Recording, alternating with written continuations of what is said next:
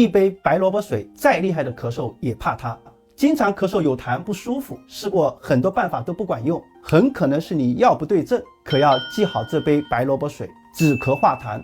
中医认为咳嗽大多分为寒咳、热咳和燥咳。如果你是吹冷风感冒引起的寒咳，咳出的痰是白色泡沫特别多，可以用白萝卜加生姜各5克煮水喝。第二，如果你是咳黄连痰、喉咙肿痛、热咳的情况，可以用白萝卜加川贝各5克煮水喝，能清热化痰。